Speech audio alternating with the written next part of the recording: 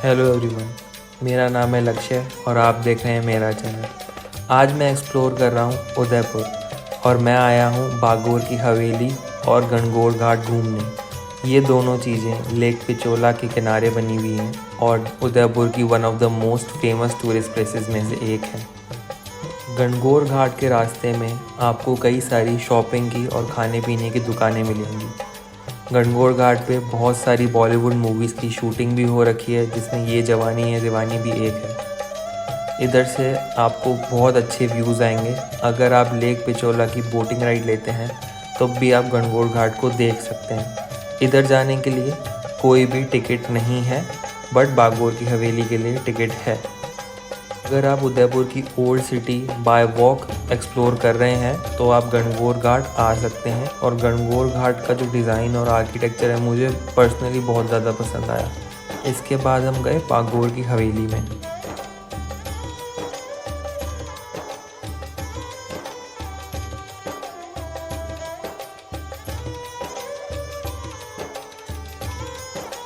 बागोर की हवेली को बनवाया था अमरचंद बड़वा ने, जो मेवाड़ के उस टाइम के प्राइम मिनिस्टर थे। और इसको बनाने में 1751 से 1778 तक का टाइम लगा था। बेस्ट टाइम इस जगह को विज़िट करने का होगा नवंबर से जनवरी या फिर फरवरी तक ही, क्योंकि जहाँ पे गर्मियाँ उदयपुर में काफ़ी ज़्यादा हो सकती हैं और समर्स के टाइम पे यहाँ पे किसी को घूमने में दिक्कत हो सकती है। हवेली के आसपास काफ़ी सारे गाइड हैं जो आप ले सकते हैं अगर इस हवेली के बारे में और अच्छी तरह जानना चाहते हैं। महाराजा शक्ति सिंह के टाइम पे इस हवेली में एक 3 स्टोरी आर्च्ड गेटवे बनाया गया, जो एक सिंगल स्टोन से बना हुआ था। उसको 15 हाथी उस टाइम पे लेकर आए थे क्योंकि वो बहुत ज़्यादा भारी था। तब इस हवेली का एक्सपेंशन किया गया 1878 में। तब से यह हवेली 1947 इंडिया की इंडिपेंडेंस तक मेवाड़ राजाओं के पास थी। उसके बाद इसको गवर्नमेंट को दे दिया गया।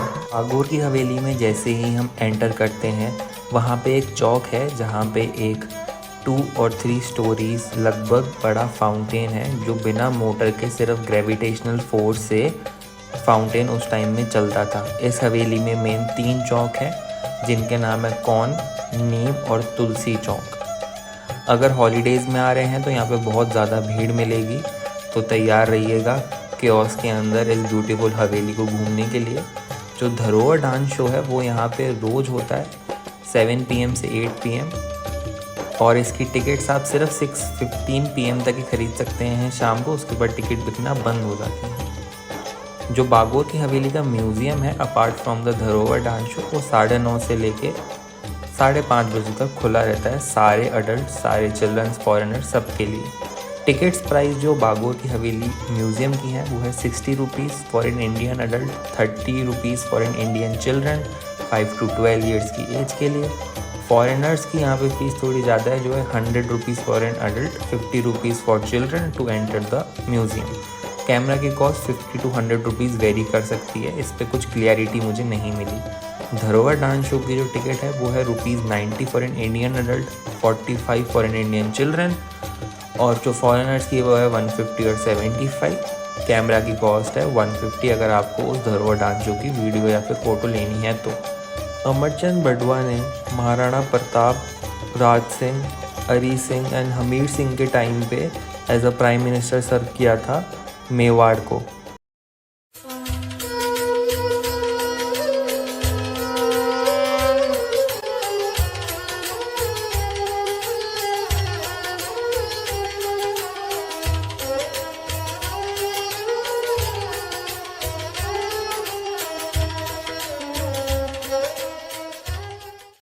गवर्नमेंट ऑफ राजस्थान ने करीबन 40 सालों तक इस हवेली को बहुत नेगलेक्ट किया, और तब ये गवर्नमेंट एम्प्लॉयज़ को घर देने के लिए काम आ रही थी। मतलब यहाँ गवर्नमेंट एम्प्लॉयज़ रहते थे। बट जब सरकार ने कल्चरल सेंटर्स के जोन बनाए इंडिया में, उसमें से वेस्ट जोन जो है उसको ये काम सौंपा गया कि इस हवेली का अच्छी तरह रिस्टोरेशन हो और इसको एक म्यूज़ियम में बनाया जाए। वेस्ट जोन कल्चर सेंटर के ग्रुप ने रॉयल फैमिली के मेंबर्स को कंसल्ट किया और इसको उसी तरीके से, उसी डिज़ाइन से बनवाया जैसे ये पहले थी। जैसे इसमें लाखोरी ब्रिक्स और लाइम मोटार का यूज़ किया गया है, और जो दरवाजे और खिड़की आज हम देखते हैं वो एक टाइम पे इतने डैमेज हो गए थे, पर उनको रिस्टोर करके इस हवेली में वापस बनाया गया है।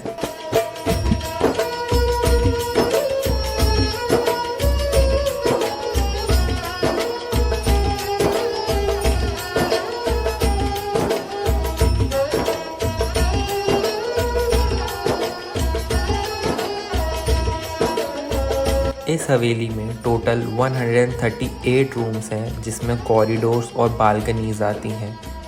ये हवेली में काफ़ी अच्छे और सुंदर रूम्स की डिज़ाइन है, जिसमें रॉयल लेडीज़ का रूम, उनके बाथ्स, ड्रेसिंग रूम, बेडरूम और लिविंग रूम आते हैं। आज भी ये हवेली में बहुत ही ब्यूटीफुल कलर्ड ग्लास विंडोज़ हैं, जो उस टाइम पे हुआ करती थी। पिकॉक कलर्ड मोज़ैक्स हैं, जो एक बहुत ही अच्छी कलाकृति दिखाते हैं। ज्वेलरी बॉक्स हैं, डाइस गेम्स हैं, नट क्रैकर्स उस टाइम के जो औजार थे, हाथों के पंखे जो उस टाइम के राजपूत राजा और उनके लोग यूज़ करा करते थे, इस हवेली में आज भी हम देख सकते हैं। ये हवेली की एक और ख़ास बात यह है कि राजस्थानी डांस और कल्चरल म्यूज़िक इस हवेली में रोज़ दिखाया जाता है। रोज़ शाम को एक शो होता है और एक शो सुबह होता है, और इसकी एक अलग से फ़ीस है, और इसको हम देख सकते हैं। ये सारे टूरिस्ट और सारे इंडियंस और फॉरेनर्स के लिए ओपन है, और इस हवेली में डेली होता है। एक इस हवेली में श्रृंगार कक्ष भी है, जो ड्रेसिंग रूम था, जहाँ पे उस टाइम की औरतें तैयार हुआ करती थी। वहाँ पे उनके परफ्यूम, मेकअप बॉक्स, सारी चीज़ें जो वुडन से बनी हुई थी, वो भी वहाँ पे हैं। अभी भी इस हवेली में 2 ऐसे रिस्ट्रिक्टेड एरियाज़ हैं जहाँ पे आम लोग नहीं जा सकते हैं। वो है कांच महल और दुरी खाना। दुरी खाना मतलब इस हवेली का सबसे बड़ा रूम, जो दीवाने खास भी था। तुलसी चौक पे on the other hand women's के लिए क्वार्टर्स हैं। लेडीज़ के उस टाइम के क्वार्टर्स हुआ करते थे, जहाँ पे वो घूमर परफॉर्म करती थी सेलिब्रेशंस और फेस्टिवल्स के टाइम पे। इस हवेली में एक जगह है जहाँ पे आपको टर्बन्स का, यानी पगड़ी का, साफा का कलेक्शन देखने को मिलेगा, जहाँ पे दुनिया की सबसे बड़ी पगड़ी भी शामिल है।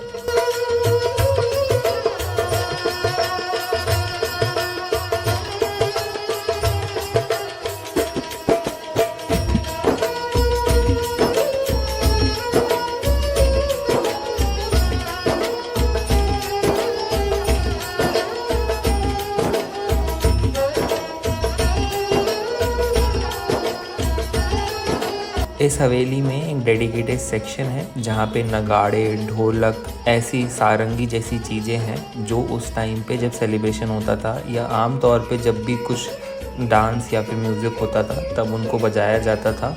और ये उसी टाइम की ओरिजिनल रिस्टोर करके वहाँ पे रखी गई हैं। और ये पार्ट मुझे इस म्यूज़ियम में काफ़ी अच्छा लगा, जहाँ पे इंस्ट्रूमेंट्स और अलग अलग पुरानी चीज़ें रखी हुई हैं।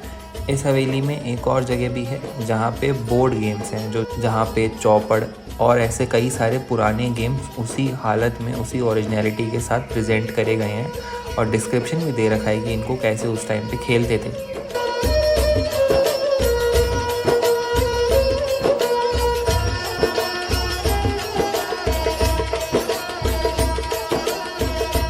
वही नहीं इस पे तो तेरे लिए थोड़ी बना है। 6 फीट का इंसान भी नहीं आएगा, तो फिर इतना हानि का लग रहा है, क्योंकि फीमेल्स का जो कद होता है ना, थोड़ा छोटा होता है। फेमिनिस्ट फीमेल का फेमिनिस्ट है क्या तू? ऐसे कैसे बोल सकता है कद में छोटी होती है? अरे भाई यार, कहीं भी लगाया था। ये मिसोजिनिस्ट फेमिनिस्ट लोग क्यों आ जाते हैं व्लॉग में?